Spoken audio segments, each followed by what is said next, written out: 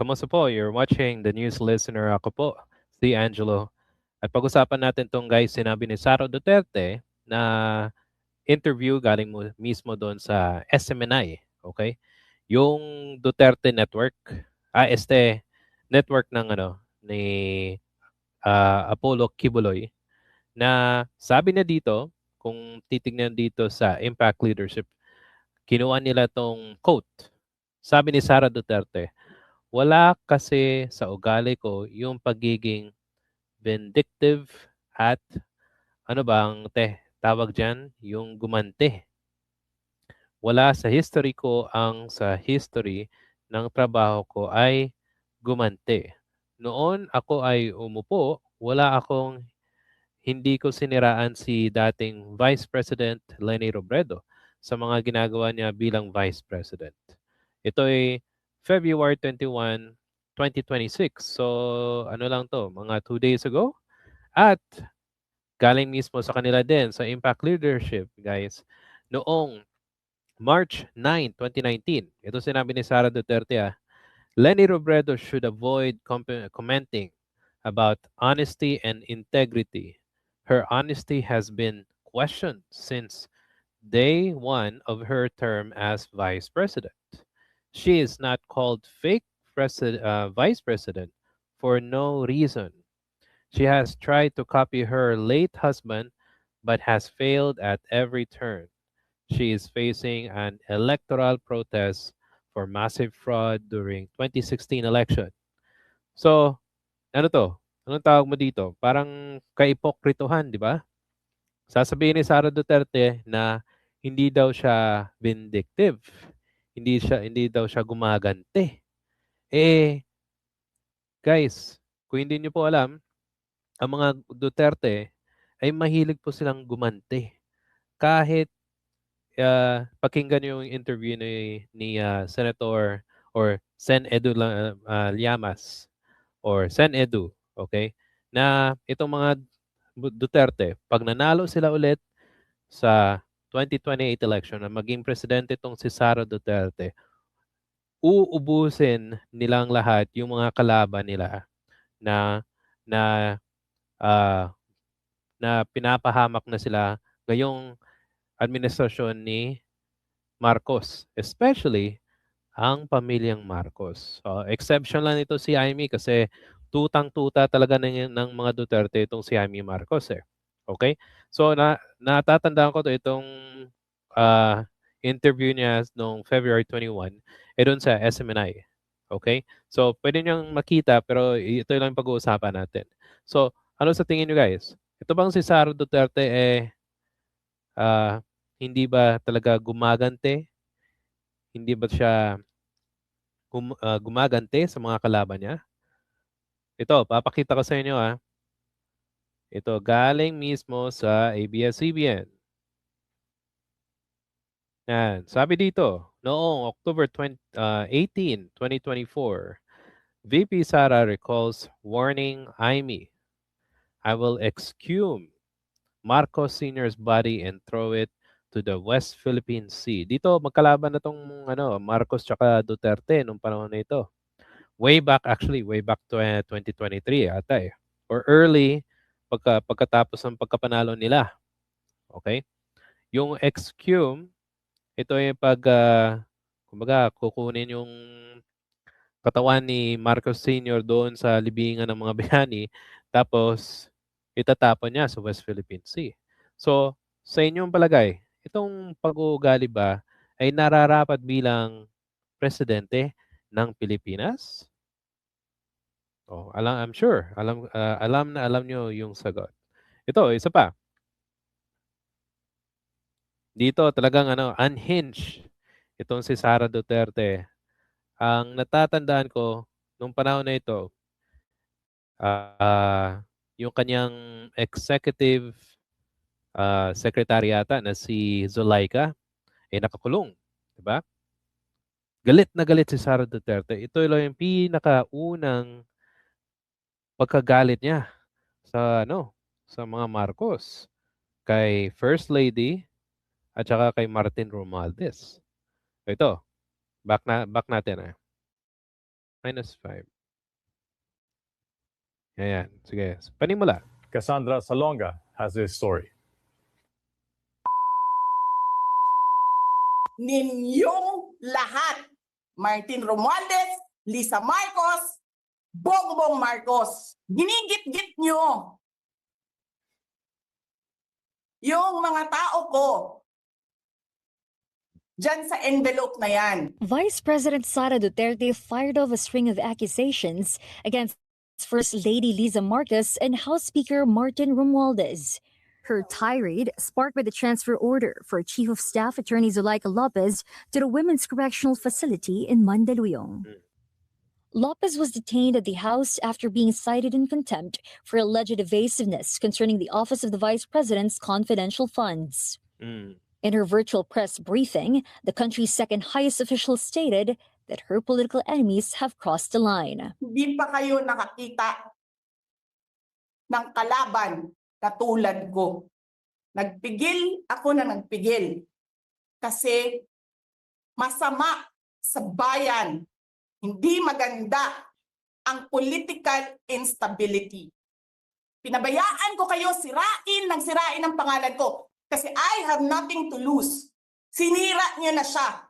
Wala na siyang ikakasira pa. Tapos ganito ang gagawin niyo. She also questioned the O, di ba? Nagmura pa siya sa umpisa. Putang ina niyong lahat. Martin Romualdez, Lisa Araneta, tsaka Bongbong Marcos. Oh, nagwala siya kay Zuleika. Pero imagine nyo ha, bakit nagwala si Sara Duterte sa kanyang Chief of Staff? Chief of Staff mo naman lang yan. Hindi mo naman yan asawa. Diba? Pero merong ugong-ugong na parang very close daw itong si Zuleika at saka itong si Sara Duterte. Kaya nagwala ito si Sara Duterte. Ba? Lumabas ang tunay na Sara Duterte. Yung nakikita nyo na doon nag-announce si Sara Duterte na magiging Pangulo ng Pilipinas o sa pagkapangulo sa 2028. Yun, hindi yun tunay na Sara Duterte kasi nagbabasa siya ng script at hindi, putol-putol, hindi dire-diretso. Pero dito, talagang siya yan. Unhinged. Sige, continue. competence of President Marcos as a leader and accused him of being deceitful. Nagpresenta ka na magiging presidente ka. Tapos, hindi ka pala marunong. Sarap-sarap ng kain ninyo, buffet, alak, lahat. Pero yung taong bayan na pinamisan ninyo ng 20 pesos na rice. Kasama ka doon, ugok. Wala nga kayong plataforma sa unit team. Oh, ano ngayon? Yung taong bayan na hindi ninyo pinupuntahan sa mga komunidad nila, ano sabi nila? Sino yung nagbabakasyon? Oh. Yan. Tanungan natin guys. Sino yung nagbabakasyon? Sino yung bagyo? Kung merong bagyo, sino yung nasa ibang bansa? Sino yung pumunta ng Taylor Swift concert doon sa Germany? Sino yung nagbakasyon doon sa Quezon Province sa isang isla? Tapos yung taga Cebu na mga Duterte ay binaha. O yan, tanong nyo. Asin lang okay na anad naman anak. Ganyan ang bayan natin. The Vice President also accused the House Speaker of meddling with DepEd's funds for his personal gain. Paano nyo ginagel ang pera ng Department of Education? Martin. Pakisagot ng Mary Grace Piato, saan dinala yung confidential funds and intelligence funds? Yun, sagutin mo yan. Romualdez. Inattach nyo ang projects na hindi man lang dumaan sa paaralan, sa SDS, sa region, even sa central office. Basta na lang listahan ng mga congressman. 19 billion. Kinuha nyo ang 5 billion sa repairs, nilipat nyo para mukhang lumaki ang pera. But it didn't stop there. Duterte claims Romualdez is also benefiting from illegal activities, including pogo operations and smuggling. The vice president, however, did not offer any proof to back her allegations. Oh. Tanggap ka sa illegal, tanggap ka sa pogo. Oh, wala ka namang prueba. Oh, sino yung kinakahiya dito? O, di ba? O, sige. Pinaalis nyo lahat ng kompetisyon ninyo, naiiwan ang pogo mo. Tanggap ka. Pogo. Forward natin guys sa may sinabi niyang meron siyang sinabi about hinire na assassin itong si Sara Duterte kung mamamatay siya. Okay, forward natin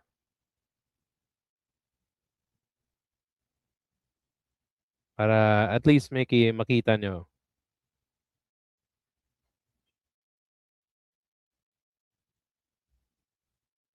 Okay, ito ba yun? Punta tayo dito. Yan.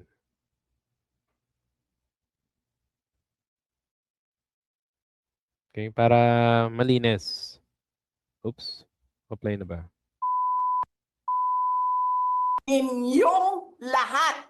Martin Romualdez, Lisa Marcos, Bongbong Marcos. Nagpupuyo sa galit at walang preno ang tirada ni Vice President House of Representatives para makabalik na kami sa trabaho namin. Rod. Ito na ba? Wait lang Alis nyo lahat ng kompetisyon ninyo na tapos kuha ka dito ang pera ng Department of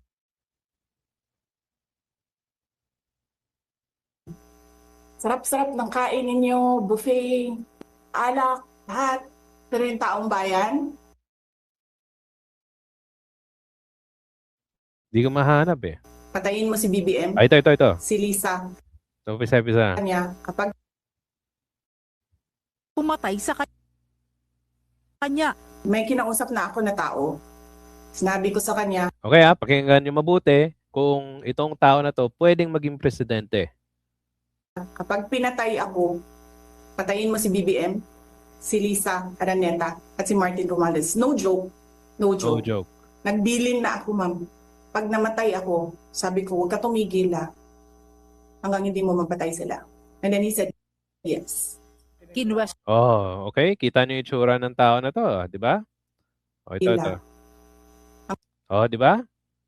So, titignan nyo dito, hindi ba gumaganti itong si Sara Duterte? Alam nyo na ang sagot. Okay? At pwede ba siyang maging presidente sa ganitong pag-uugali? Pinantaan mo ng buhay yung presidente. Kahit sino, hindi yan gagawin Kung ginawa mo yan kay Duterte, sama niya, I'm sure, lahat ng kapangyarihan ni Duterte, ibabagsak niya itong tao na to. Kita mo yung ginawa nila kay Leila de Lima, kay Senator Sonny Trillanes. Wala naman silang ebidensya o nakalaya at napatunayang walang sala si Ma'am Leila at saka si Senator Sonny Trillanes. Yan, tignan nyo guys. Yan ang magpapatunay na itong si Sara Duterte ay gumaganti sa mga kalaban nila. So, pili-pili po tayo ng mga bobotohin natin at sana matauhan yung mga Duterte loyalist, ng mga kulto ng mga Duterte. Kasi kung magbubulag-bulagan ka lang sa ganitong pagkakataon, talagang lulubog yung bansa natin. Okay, so guys, yun na po yung ating video for today. Kung meron pa kayong komento, suggestion sa ating video, paki-comment po sa ating comment section. At if nagustuhan niyo po ito, please hit the like and subscribe button. Salamat po. And I will see you sa susunod na video.